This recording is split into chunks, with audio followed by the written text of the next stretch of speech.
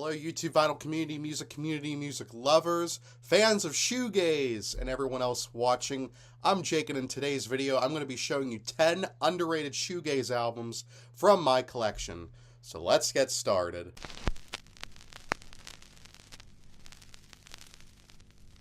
So welcome back to the channel, everybody. I hope that you are having a great day. I know that I'm going to be having an extraordinary day, because in this video I'm going to be talking about some underrated shoegaze albums that I own. I'm really excited to be doing this video for you guys today because I am a massive fan of shoegaze. I've been listening to shoegaze since my teen years. I've made music similar to shoegaze in the past, and I am essentially a walking, talking encyclopedia when it comes to shoegaze. You rattle off a band to me, whether it's Ride, Cocteau Twins, Slowdive, My Bloody Valentine, I've heard them all. I own lots of shoegaze. I was actually going to do a video of my whole dream pop and shoegaze collection, but I figured that was going to take way too long. So instead, I'm going to be talking about 10 shoegaze albums in my collection that I think are a bit underrated, a bit overlooked, and I hope that you discover a hidden gem today. So once again, I'm going to be strictly talking about shoegaze albums that are in my collection. There's probably tons more shoegaze albums that I absolutely love that are a bit underground, but I'm just not going to be able to talk about in this video because they're not in my collection. If you're new to the genre, this video might be a gold mine for you. If you've been listening to shoegaze since the 90s, you might know every single band that is on this list. But regardless, if you have an underrated shoegaze act that I should be aware about that is not in today's video, be sure to leave a comment down below. And without further ado, guys, let's jump into this video. So I'm going to be going in alphabetical order for this list, and for my first record today, I'm going to be talking about a 2014 album that I think is still pretty underrated to this day, and I'm going to be kicking things off with A Sunny Day in Glasgow's final album, See When Absent. Now, this album is really cool. This came out through Lefse Records back in 2014, and what's significant about that is that at the time I was following Lefse Records and all of their releases, because that same year they put out an album by Ciolina called Shallow, which is an absolutely gorgeous and brilliant dream pop and chamber pop album. It's one of my all-time favorites. So when I saw that this album came out and it was like a shoegazy album, I had to give it a go, and it took me completely by surprise. Now, the cool thing about this album right here is that it doesn't really have a lot of like blaring and reverb-laden guitar sounds that you would expect in a shoegaze album. Instead, this album really emphasizes electronic instrumentation. There's a lot of drum machines, very loud synthesizer passages, and a lot of blipping instrumentation as well. It also has some twee pop inspired vocals. There are two female vocalists in this band, and they each take turns singing songs throughout this album. And this is just a very loud and maximalist production. There's just some songs that even lean into like synth pop and like progressive pop sort of territory, especially songs like the opener Bye Bye Big Ocean, which just erupts out of the gate with just these really pounding synthesizer passages and drum machines, and then you get the vocals that are really buried in the mix. It definitely gives it that shoegaze flavor. Another highlight on this album is the second track, In Love with Useless. That song is just so manic and surreal and uplifting, and it is just absolutely breathtaking. And some other great songs include Crushing, which is a very twee kind of indie pop song. Empty Love, Minor Keys is great, and I always love the song The Body It Bends. It's got this really soaring guitar solo, excellent vocals. This is just a really great shoegaze album, and if you haven't listened to this, I highly recommend giving it a try.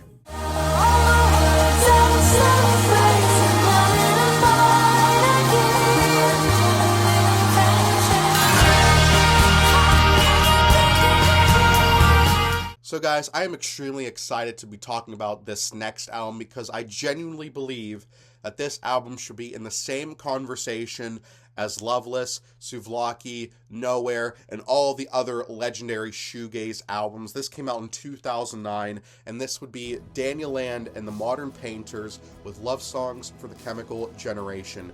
This album is absolutely brilliant. It is gorgeous. It is one of my top 25 albums of all time, hands down. This album is just a love letter to the original dream pop and shoegaze movement in the absolute best way possible. In the liner notes, they even like hint at some of the shoegaze pioneers by putting phrases in like Lied guitars and Guthrie guitars, and it's just really cool to see that. And even though this music wears its influences on its sleeves, I genuinely believe that like the arrangements, the songwriting, it is all there. The atmosphere of this album is just top shelf. It is just absolutely breathtaking, super ethereal. This album definitely leans into the more dreamy side of the spectrum when it comes to shoegaze. You can definitely hear a lot of slow dive influence on this music. I also hear Sigur Rós and Hammock as well. Some of these songs to me like a post Britpop and like Coldplay-esque type of vibe, but I mean that in the best way possible. So if that's kind of your wheelhouse, this album is an easy recommendation. The guitar textures are just wonderful on this album. Daniel Land has a very breathy and airy vocal delivery that works so well with this music. And like I said, the songwriting is just really there. Like, this is a really powerful and emotional album, and I just adore every single thing about it. There is not a dissonant, discordant moment on this record. This thing is just absolutely heavenly. If I had to explain some of the tracks from this album, got to talk about Within the Boundaries, which is one of the more noisy cuts on the album.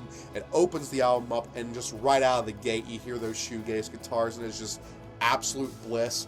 There are some songs here that have more of a country tinge to them, like Benjamin's Room and Smiling in Slow Motion. The latter has these really beautiful slide guitars. They just evoke an emotional response to me every single time I hear them. I also love songs like Glitter Ball is brilliant. Off Your Face Again has like a baggy vibe. It kind of reminds me of the Stone Roses. And the final track on this album, Lighting Out for the Territories, just an incredible piece of post-rock.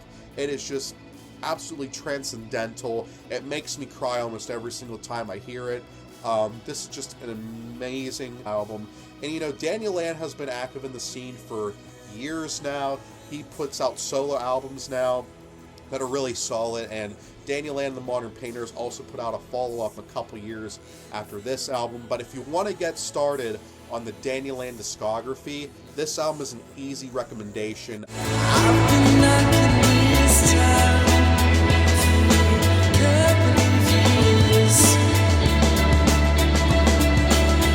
so grab her back. Going to be talking about another contemporary release on this list next, and this is just a wonderful EP from the Daysleepers. This is their 2005 EP, Hide Your Eyes, and this thing is fantastic. It's only got 5 songs on it, but let me tell you, this thing is short and sweet and to the point. Just a really brilliant shoegaze release. The first 2 tracks on this album are called Trinity and Mesmerized, and they really are very mesmerizing pieces of shoegaze with these very whispery vocals and atmospheric guitar textures that just create these blissful walls of sound. Great way to kick off the EP. And then in the middle of this EP, you get a 10-minute space rock, post-rock jam called Stars on Fire. This song really takes its time. It's very patient in its progression, but let me tell you that it is absolutely worth it. It is super ethereal, and you can easily get lost in this music. Just got very sparse and minimal guitars. Once again, those breathy vocals continue, and it's just a really incredible atmosphere on that song. And then the last 2 tracks on this EP pick up the pace a little bit. You got Loved by the Sun, which kind of has like a post-punk feel to it.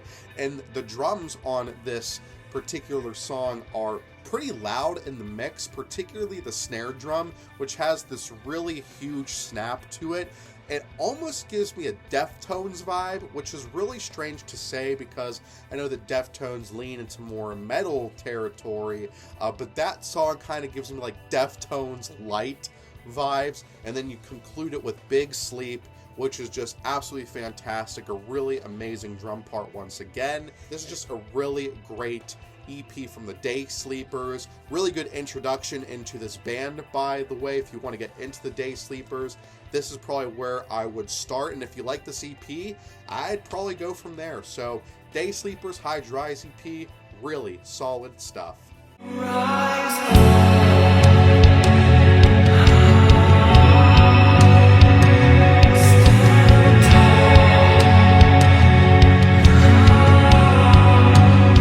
So this next band that I'm going to be talking about came from the original shoegaze movement in the UK in the early 1990s, and yet for some inexplicable reason, this band still does not get talked about enough, and I don't know why that is, because their approach to shoegaze is just incredibly unique, and I have never heard anything quite like this, and this is one of my all-time favorite albums for sure. I'm going to be talking about Flying Saucer Attack's 1993 self-titled debut album. This record is truly extraordinary. I really believe that this is a benchmark in lo-fi music production. It is truly one of the greatest shoegaze albums of all time. So Flying Saucer Attack, they formed in the early 1990s. They were a two-piece at the time when they made this record. You had David Pierce on guitar and vocals, and then you had Rachel Brooke on drums, and she left after this album. But the music that duo created together is just really special. The guitars on this album have a very brittle type of quality to them. They are extremely noisy. They really give like a Jesus and Mary chain type of vibe, but if you times it by 100, the drums and the vocals are just way buried in the mix. And the atmosphere that this record creates is just so expansive and sprawling and transcendental. This music is also labeled as space rock, and you can definitely hear it because there are many times on this album where it feels like you're just soaring high into the universe, and the cover image is also very evocative as well. But there are other influences scattered throughout this album as well, including krautrock. There's a couple of songs here that are named Popol Vuh in reference to the krautrock band of the same name, I would imagine. There's also some folk elements on this album as well. They use a Nick Drake quote in the liner notes. You can definitely hear it on some songs, particularly the closing track, The Season Is Ours, which has these really beautiful arpeggiated guitar parts in it. And then you also got like noise pop and post-rock. And there's songs here like My Dreaming Hill and Wish that they just take me to a whole nother stratosphere every single time I listen to them. This record makes my ears bleed in the absolute best way possible. You gotta give Flying Saucer Attack their flowers. This thing is just brilliant, and they have other great albums as well, but for me, this is their pinnacle. You definitely have to listen to this album if you haven't already.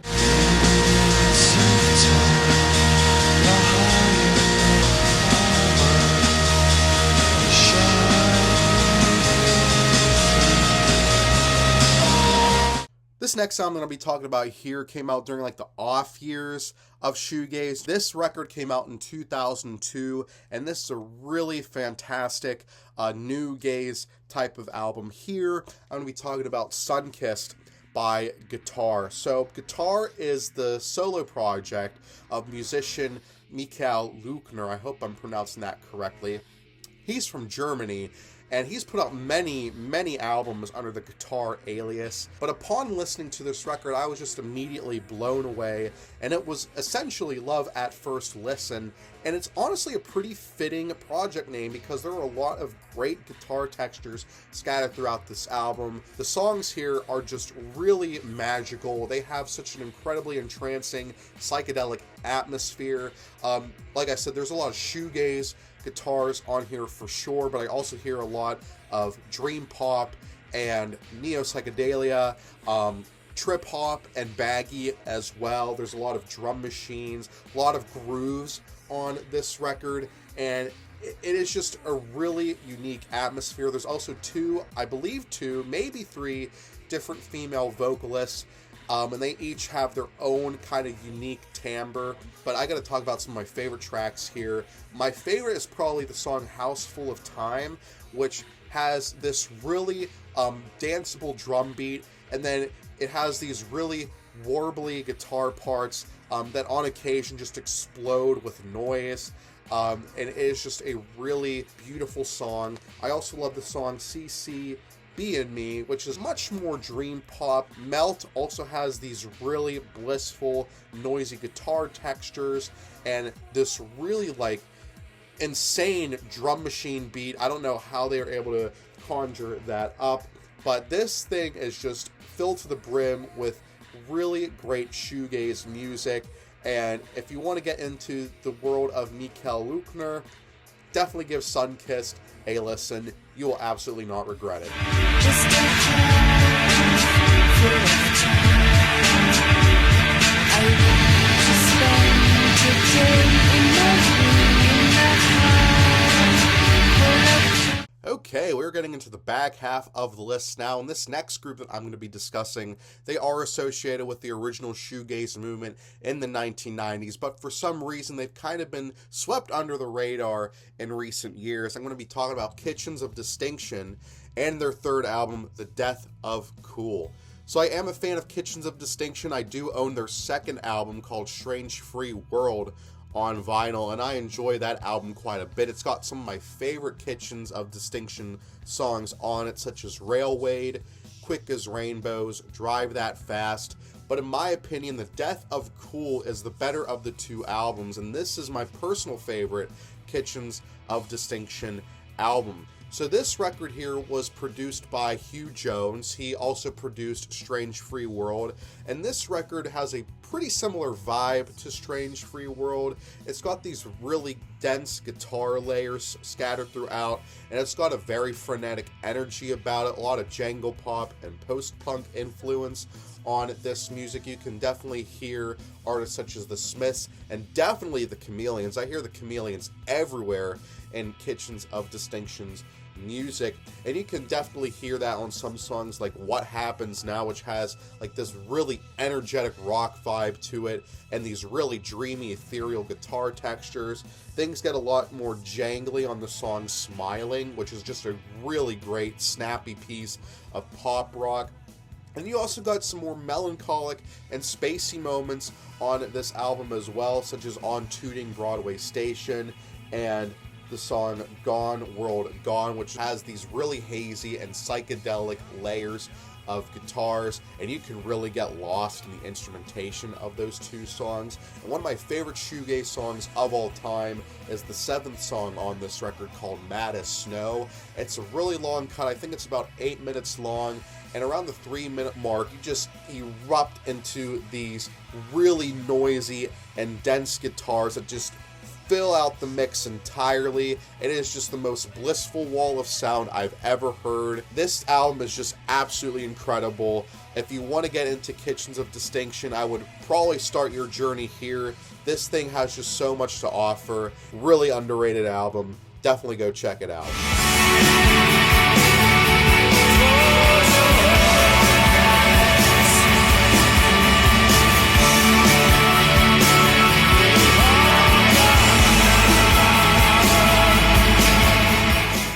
Alright, so this next album that I'm going to be discussing with you guys has obtained quite a cult following in recent years, but I still think it is worth discussing in this video because I still think that it is quite underrated. I'm going to be talking about Lovesliescrushing and their debut album Bloweyelashwish.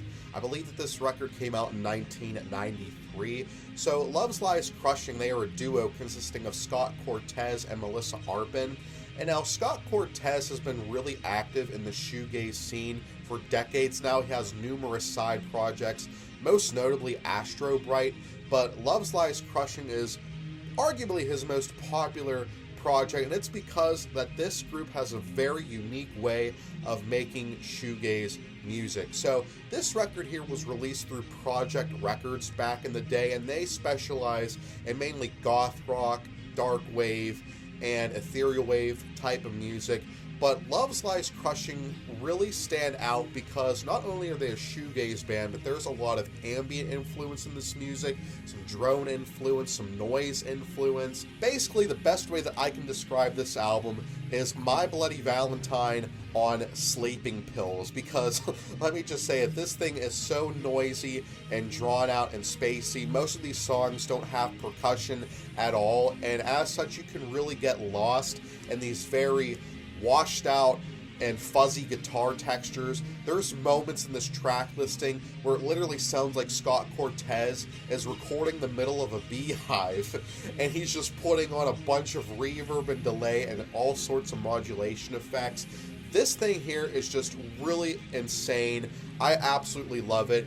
And they have some other great albums as well, including Zuvatine, which is a much more ethereal experience, and they've delved into more electronic instrumentation over the years. But I mean, Bloweyelashwish is quite an artistic statement, and if you want to get into the band, I would probably start here. This thing is just absolutely incredible.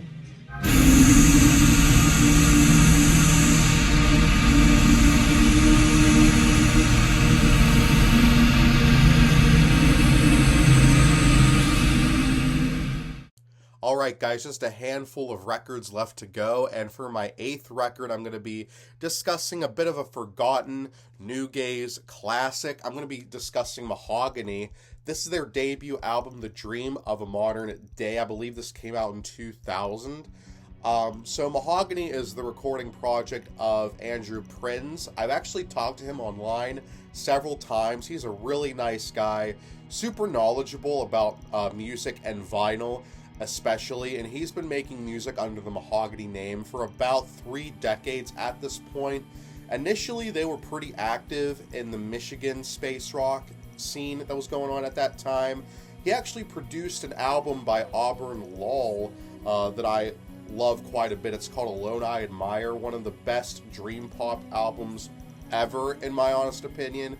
But his music with Mahogany is also excellent, and this is my favorite album of the 2 full lengths that he has put out as Mahogany. The Dream of a Modern Day has a really cool sound to it because, yes, it definitely has some of the dream pop and shoegaze aesthetics that you would normally hear. It's got a lot of hazy guitar work, a very ethereal atmosphere.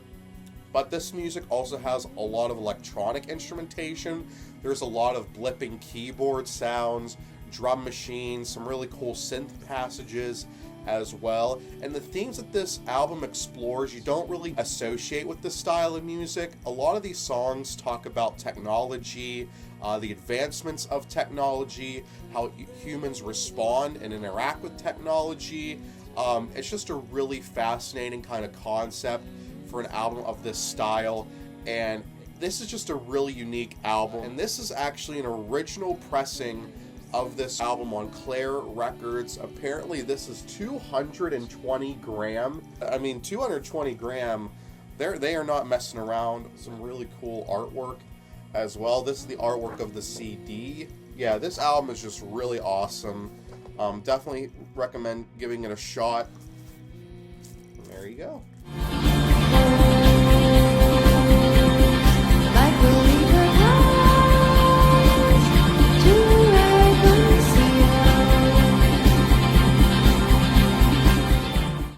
So this next record that I'm going to be discussing, I'm pretty sure is the most recent shoegaze album in my collection as of making this video, but this album just needs to be discussed more in the shoegazer community because it's just really good. I'm going to be discussing Motifs and their debut album, Remember a Stranger.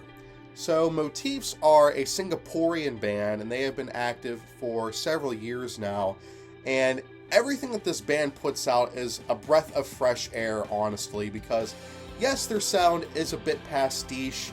It definitely leans into the more ethereal side of shoegaze. There's a lot of slow dive and Cocteau Twins influence in this music, but their songs just have a freshness to them. The songwriting is very sentimental and very heartwarming, and there's just some really great guitar work throughout this record. It's got these really lush and beautiful explosions of sound on songs like Fluorescent and Valentine. You can also hear a lot of like jangle pop influence and indie pop influence on a song like Hourglass, which is just absolutely stunning. The back half of this album is a lot moodier, a lot more ambient leaning, and all around this is just a solid album front to back. If you want to get into motifs, this is a good place to start.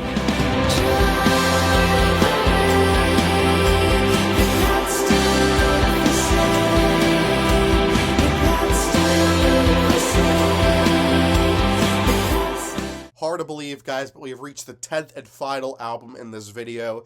And you know, it sucks because I love shoegaze so much. I could talk about this style for literally hours, but this last album I'm going to be discussing with you guys, this thing is truly incredible, absolutely unique. I have not heard any shoegaze album quite like this, and it deserves to be discussed more. I'm going to be talking about the Telescopes. This is their debut album, Taste. So the cool thing about the Telescopes is that, yes, you can easily associate this music with shoegaze because they were a part of the initial wave of the genre, but this music here on Taste, it's truly special because it has a very ferocious and unhinged quality about it that reminds me of a lot of like punk rock and post-punk, post-hardcore, and you get this melting pot of like really noisy and abrasive shoegaze with the aggressive nature of punk rock, and it results in just a really wonderful album. The funny thing is, when you first plop this record on and you hear the opening track and Let Me Drift Away, like that opener is just very mellow, very soft, and very dreamy, and you think to yourself, okay, I know where this is going. This is going to be like a slow dive-esque type of album. But then when you hear the second track, I Fall, She Screams, it really takes you aback. Like the first time I listened to this, I was like, whoa, what is this music? It is just absolutely mind-blowing. The vocals are just super aggressive and in your face. The guitars are very ear-piercing, and it's just a brilliant way to kick this album off. There's other great tracks on this album with a similar feel, such as Oilseed Rape, The Perfect Needle, There Is No Floor, and the closing track, Suicide, is just absolutely devastating. But yeah, this album here is just noisy shoegaze at its best.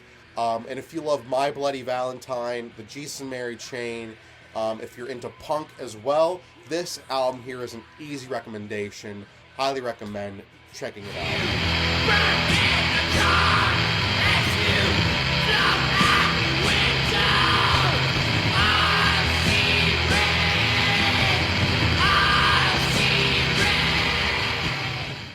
And guys, that's all I got. So thank you so much for watching my 10 underrated shoegaze albums video. I hope that you enjoyed it. I hope that you discovered some new great music today. If there's an album that I didn't discuss in this video, like I said in the beginning, be sure to drop a comment and hopefully we can share even more great music that way. And be sure to stay tuned for more videos. They are coming, I promise. So until next time, I'm Jake. I will see you guys in the next video. Take it easy and keep spinning that vinyl. See you later.